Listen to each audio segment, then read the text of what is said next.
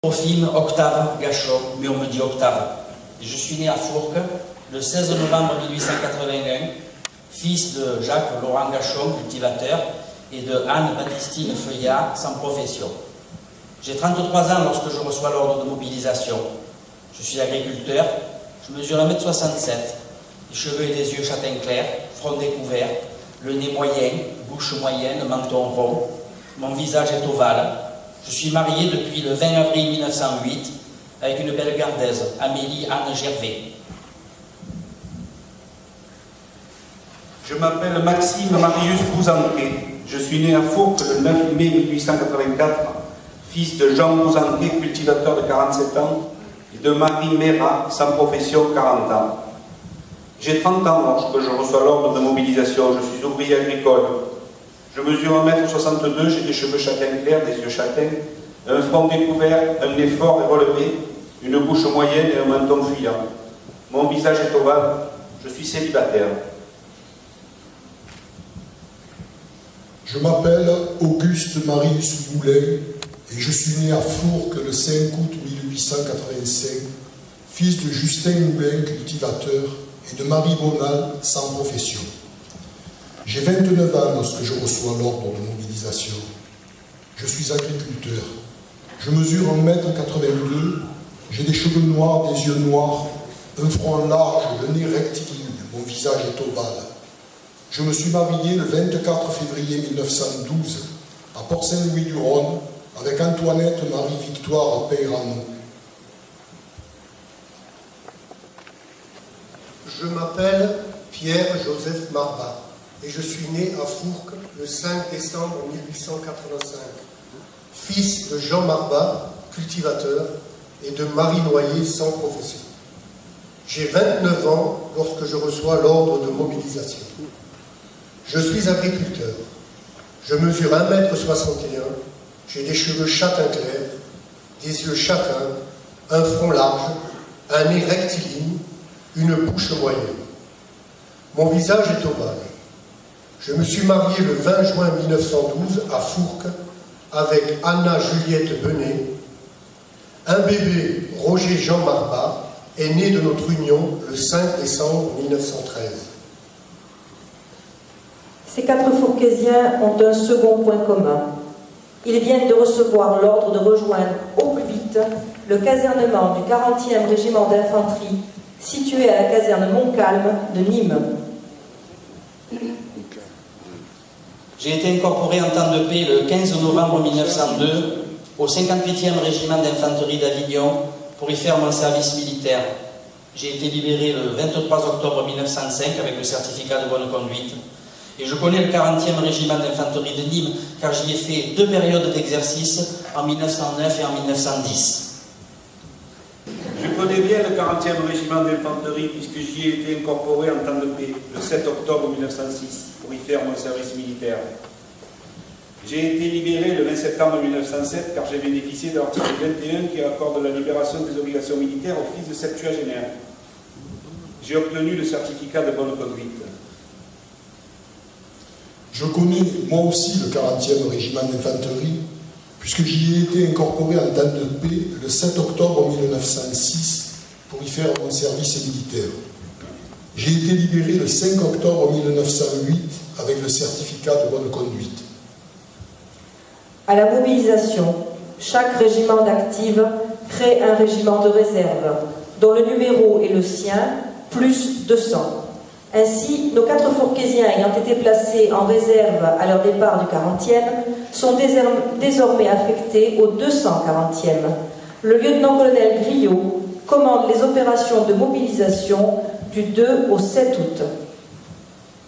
Nous sommes arrivés à Nîmes le 4 août 1914 et avons été incorporés comme soldats de 2e classe. Le 8 août, le régiment quitte Nîmes par voie terrestre. Ce sont 39 officiers, 157 sous-officiers, 2038 hommes de troupe, 2038 hommes de troupe, 74 chevaux et 67 mulets qui prennent le chemin de la guerre. Nous passons notre première nuit à Romoulin. Le 9 août, une étape de 21 km conduit le régiment à Avignon. Il fait désormais partie de la 149e brigade de réserve, commandée par le général Grand d'Esnon. Nous sommes restés à Avignon jusqu'au 20 août. Nous y avons rejoint les camarades du 258e régiment d'infanterie dans leur casernement. Avec eux, nous formons désormais la 75e division de réserve commandée par le général Simard. Nous sommes tous partis par chemin de fer le 20 août en direction du nord. L'état-major et le régiment se déploient à partir du 21 août dans les zones de Vaucouleurs, Verdun, Ruptan-Wavre. Le 24 août, alors que le régiment arrive à Braquy près de Ville-en-Wavre, le lieutenant-colonel reçoit l'ordre verbal du général commandant la 75e division et écrit sous sa dictée. L'ennemi est signalé à Boinville et Gussainville, se porter de Braquy par les bois débouchant sur Saint-Maurice, sur les objectifs Bois de Rouvre, Gondrecourt. Attaquer l'ennemi où on le rencontrera. Le régiment marche donc sur Saint-Maurice en une seule colonne. La lisière du bois et le village de Saint-Maurice sont battus par l'artillerie ennemie, établie sur des hauteurs à l'est d'Étain. La première ligne a été arrêtée par un tir violent d'artillerie et d'infanterie.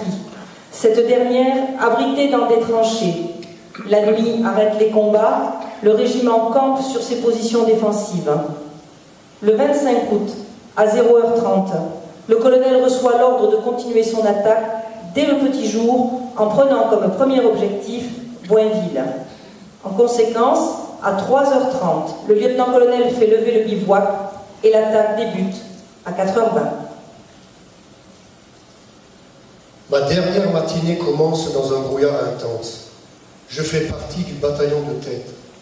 Nous progressons péniblement afin de trouver un franchissement du ruisseau de l'Autun.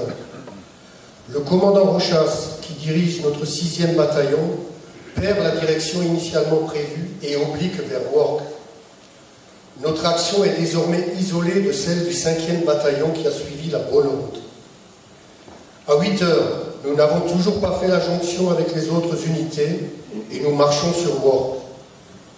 À 8h30, toute la ligne de notre régiment est débordée par le feu très vif de l'ennemi et nous devons battre en retraite. Ce sont là mes derniers souvenirs. Le soldat Joseph Pierre Marbat a été tué à l'ennemi le 25 août 1914 à Saint-Maurice, Warcq. Je ne suis plus désormais que la 13e ligne de la 15e page du livre d'histoire de mon régiment.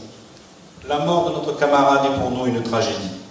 Nous pensons à notre village, à son bébé Roger qui n'a que 8 mois et à sa femme, Anna, dont il nous parlait tant, à son père Jean et à sa mère Marie, qui vont recevoir cette triste nouvelle.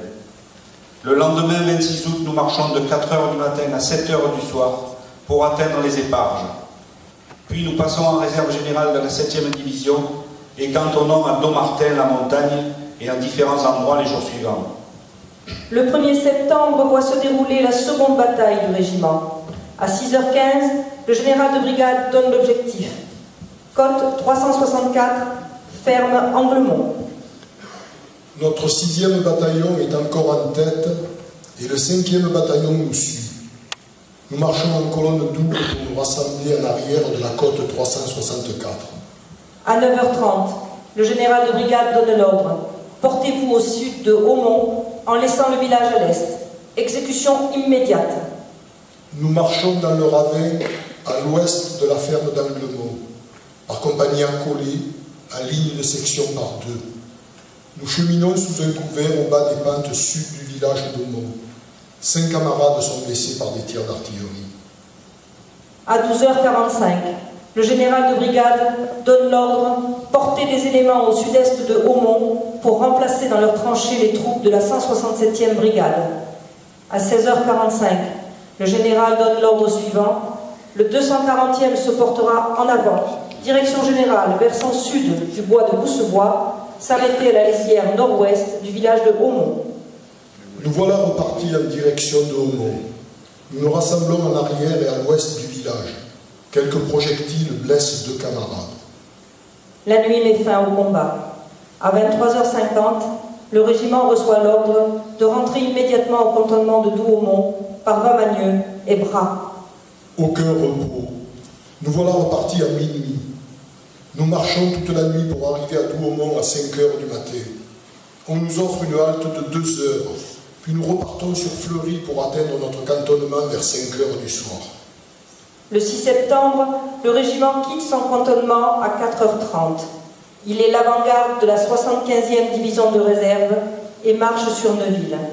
À 7h, il est en formation préparatoire au combat au sud de Neuville. À 8h30, le mouvement commence. À 9h50, le colonel reçoit l'ordre de continuer la marche en avant par Eype et Souilly. Le 240e est en avant-garde de la colonne. À 11h15, arrivé à mi-chemin entre Eype et Souilly, le colonel donne l'ordre suivant. Le 6e bataillon, en arrivant à Souilly, prendra une formation préparatoire de combat en colonne double ouverte. Objectif, Ipécourt. Droite du bataillon, appuyée à la route Souilly-Ipécourt. Gauche, ne dépassant pas au sud, la route Souilly-Saint-André. Mon dernier après-midi commence à 12h45. Nous sommes de nouveau en première ligne précédant le 5e bataillon. Nous sommes encadrés par des camarades d'autres régiments et une compagnie de génie organise les liaisons extérieures de Souilly. Soudain, une fusillade intense partant des lisières des bois portant le défilé de la Cousance nous arrête net. Les troupes à notre droite et à notre gauche reculent. Le colonel demande le secours de l'artillerie qui bat d'un feu trop lent les lisières des bois. Il est 17h. Nous ne pouvons faire aucun progrès. Le soldat Maximin Marius Bouzanquier a été tué à l'ennemi le 6 septembre 1914 dans les combats de Souilly. Je ne suis plus désormais que la dernière ligne de la 51e page du livre d'histoire de mon régiment. La mort de notre camarade Maximin, après celle de Joseph, est pour nous une catastrophe. Nous pensons à notre village, à son père Jean et à sa mère Marie, qui vont recevoir cette triste nouvelle. Déjà 2 Fourquésiens morts en 15 jours de guerre. Qu'allons-nous devenir? Le 7 septembre, dès 5 heures du matin, la lutte générale reprend. L'artillerie ennemie crible les positions du 240e qui n'ont pu être fortifiées. Vers 5h45, le 258e marche en retraite, entraînant dans son mouvement le 6e bataillon. À 7h, le régiment marche sur Ipécourt. À 10h45, il est rassemblé en formation préparatoire au combat, dans les bois Boisvaux. À 16h30, un ordre ainsi conçu. Attaquer concentriquement Ipécourt. Prescrit au 240e de passer par la route Ipécourt-Vadelencourt. À 18h30, nous occupons Ipécourt qui a été délaissé par l'ennemi. Une ambulance allemande a été trouvée installée à l'église d'Ipécourt et le régiment a fait une douzaine de prisonniers. À 21h, la garde du village est confiée au 258e. Le 240e s'installe sur les hauteurs et par manque d'outils, les différentes compagnies ne peuvent pas se retrancher efficacement. C'est sur les hauteurs d'Ipécourt que je passe ma dernière nuit de guerre. À 4 heures du matin, de tous les points de la ligne ennemie par une fusillade brusque, intense. Partout les mitrailleuses ennemies donnent. Le canon arrose toutes nos positions d'une grêle de projectiles. À 9 heures, toute la position sera abandonnée. Le soldat Auguste Marius Moulin a été tué à l'ennemi le 8 septembre 1914 à Ipécourt. Je ne suis plus désormais que la première ligne de la page 68 du livre d'histoire de mon régiment. Quand vais-je mourir? J'ai vu partir Joseph, Maximin et maintenant Auguste. Je suis le dernier Fourquésien du 240e. Et mes parents vont penser comme moi que je suis foutu lorsqu'ils vont apprendre cette 3e disparition. Mon Dieu, protégez-moi. À partir du 9 septembre, le 240e doit se maintenir sur le terrain conquis et organiser le front de défense à différents endroits, se déplaçant au gré des ordres de l'armée. Le 20 septembre, le régiment cantonne à Hattonchâtel. Vers 10 heures, les Allemands commencent à bombarder le village avec leur artillerie lourde. L'intensité et la précision des tirs ennemis empêchent d'occuper les tranchées. Le commandant Rochat, chef de bataillon, est tué. Le régiment continue de recevoir des bombardements au gré de ses divers déplacements et cantonnements. Le 26 septembre, l'attaque générale de Saint-Mihiel est ordonnée. Le régiment est reçu par de violentes fusillades des tranchées ennemies, solidement établies dans toutes les directions. Il se replie devant l'importance des pertes.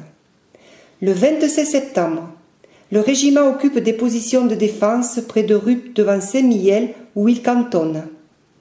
Le 28 septembre, départ à 4h30 pour aller occuper les mêmes positions que la veille.